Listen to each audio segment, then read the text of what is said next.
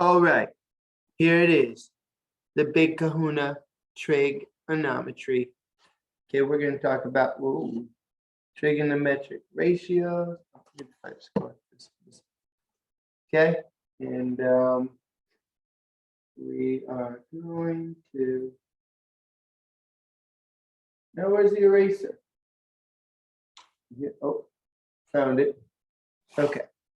Trigonometry comes from two Greek terms, trigon meaning triangle and metron meaning measure. So we're measuring triangles, right triangles at that. Okay, and it comes from angle similarity, which we'll talk about later. But we don't need to know all of that to know how to use the trigonometry. Now, just a cool part to know is so the reason we can do it is because we have these two triangles. And now, are they congruent? No. But what do you notice about them? Hopefully notice they both have a right angle and a 35-degree angle. And that means by the third angle theorem, which we did talk about, that angle G and K are congruent.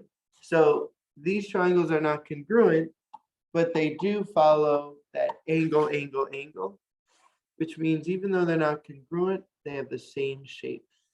And that actually leads us to an even more powerful thing than if they were just congruent. Because now we can get a small version of the triangle and a big version of the triangle. Knowing that they're the same shape, we can measure large distances. All right, so stay with me, and it will only make more and more sense. So what you need to know is your trigonometric ratios. We have sine, cosine, and tangent. If you have TI, hold on, I'm going to go get my graphing calculator.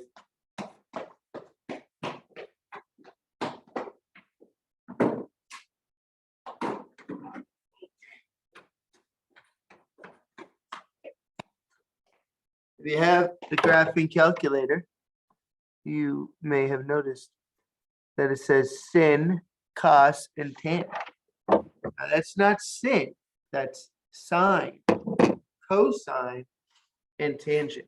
And what those are ratios of sides in a right triangle. So sine is the ratio of the opposite over the hypotenuse. Cosine is the adjacent over the hypotenuse. Tangent is the opposite over the adjacent. So I don't know why I don't see it here, but we remember that with the phrase Sohcahtoa, which I said at the end of last class, or I like to write it like this. Sine is opposite over hypotenuse. Cosine is adjacent over hypotenuse. And toa, tangent, is opposite over adjacent. All right, Sohcahtoa. How can you forget that?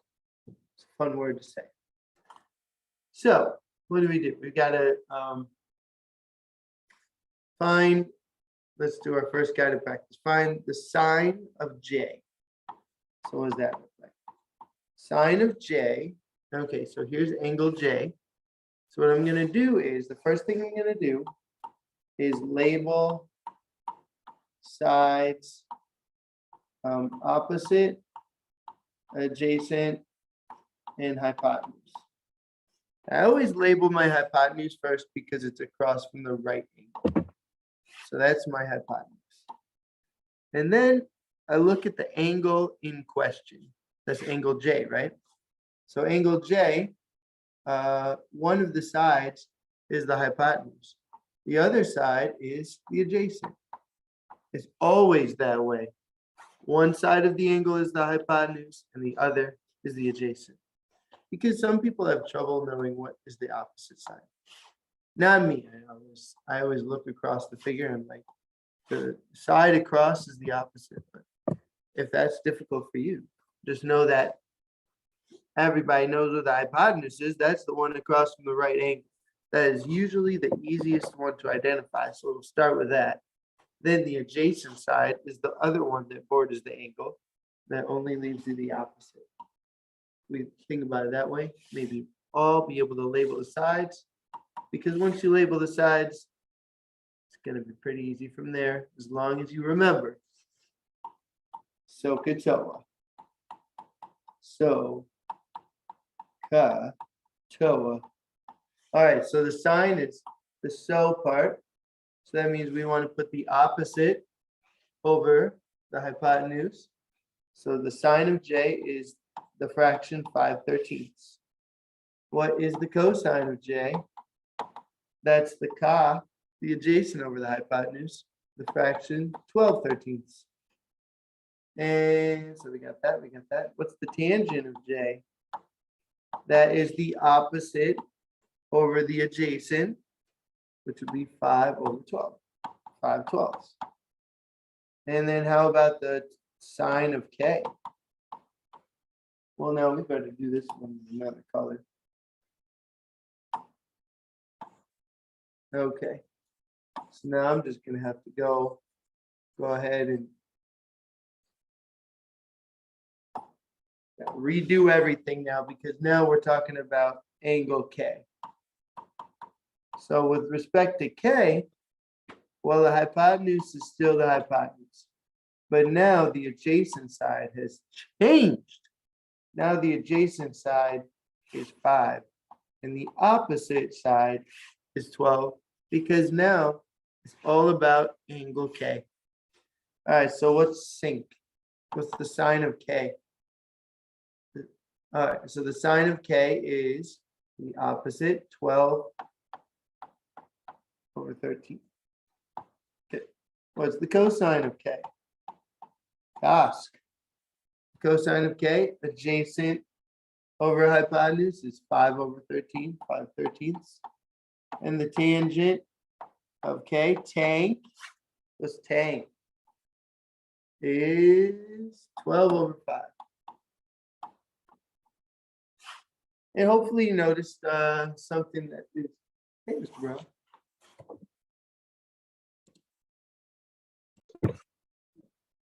All right, we're all good. So now hopefully you notice that there are some similarities.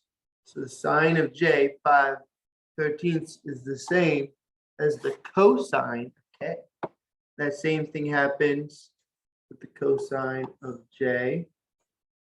Look at that, same as the sine of k. And then there's only one left over.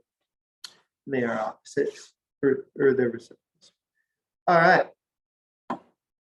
So that's the big one, the trig ratio. Now, use a special right triangle to express the cosine of 45 as a decimal to the nearest 100. Are we going to do that? Cosine of 45 degrees as a fraction and a decimal. Oh, yeah. Okay, so we know that we have our 45, 45, 90, right? And we know that in a 45, 45, 90, the formula is x root 2. And so what's the cosine of 45? Adjacent, hypotenuse, opposite. Okay, so the cosine is adjacent over hypotenuse, right? Can't say that enough. So that's going to be x over x root 2. But what do we see on the top and the bottom? We see an x. So it reduces to 1 over root 2. We know we can't have square roots in the denominator. So we're going to have to multiply by root 2 over root 2. And we get root 2 over 2. Square root of 2 over 2.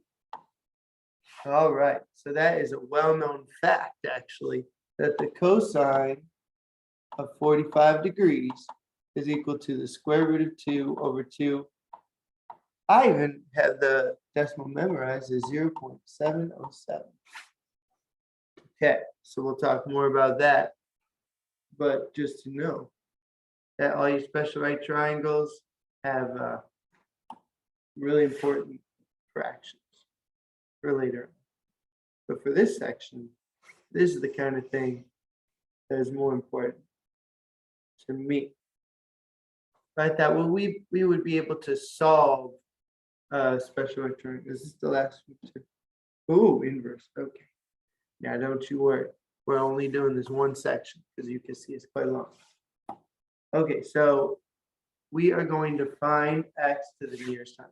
Okay, so how are we going to do that? Okay, I got an idea. We're going to circle the angle, and then we're going to label the sides. So this is the hypotenuse, this is the adjacent, and that's the opposite. You with me? Now the next question is, label sides,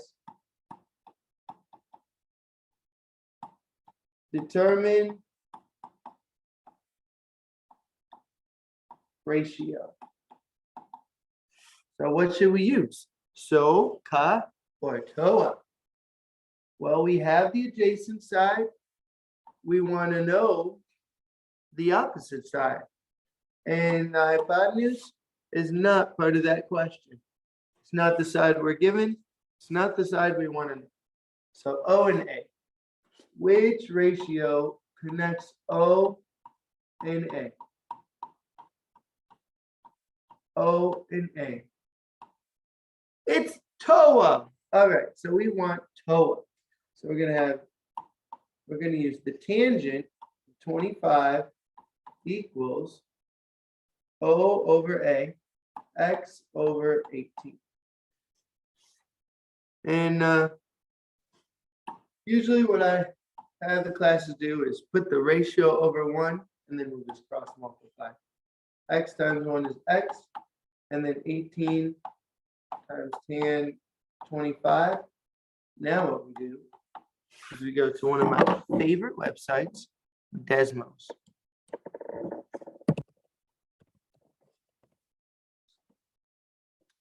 Let's learn together. Let's indeed. So what are we doing? We're doing 18 tan 25. Now, forewarning, you will get every question wrong in IXL if you do not. Make sure you press this wrench and go to degree mode. So we're working in degrees. We want 18 tan 25. And the answer is 8.39.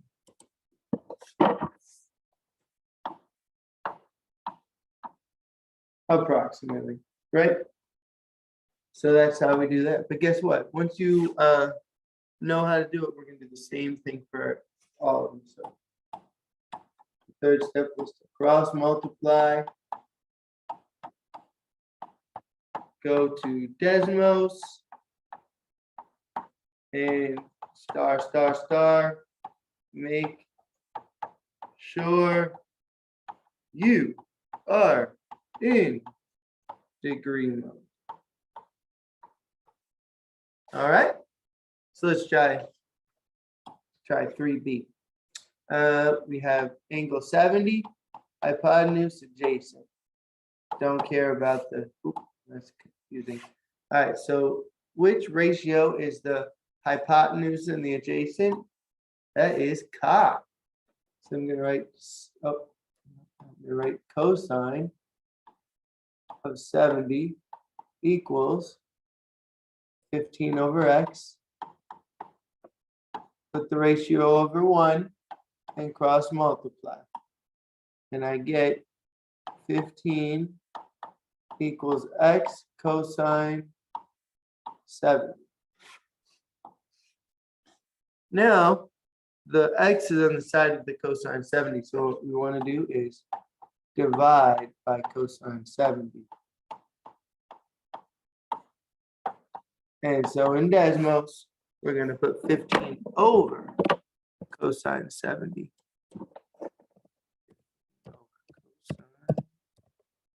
70. 43.8. I'm going to round it up to 6. 43.86.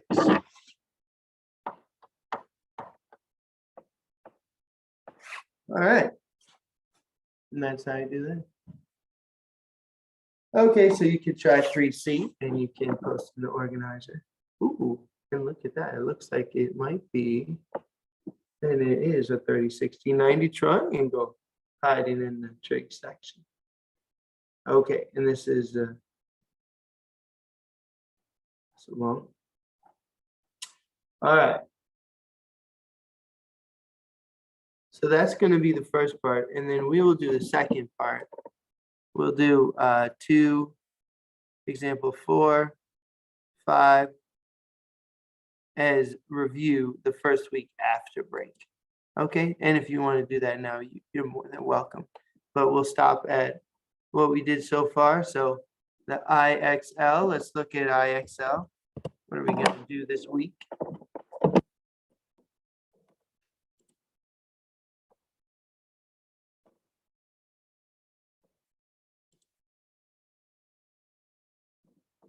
Hopefully you guys are enjoying the IXL practice. I know sometimes you want to use Khan Academy. Okay, so Q was the right triangles. Okay, so we're going to do R1.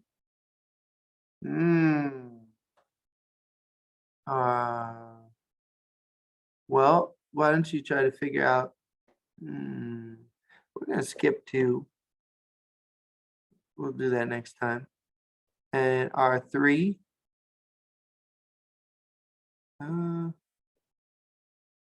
R5. So 1, 3, 5. And 6. Oh. 8. 1, 3, 5. 6, 8. 1, 3, 5, 6, 8. Yeah, it's 5. You could do it, and some of them are super fast and super fun. 1, 3, 5, 6, 8. All right. Write it down, and let's get it.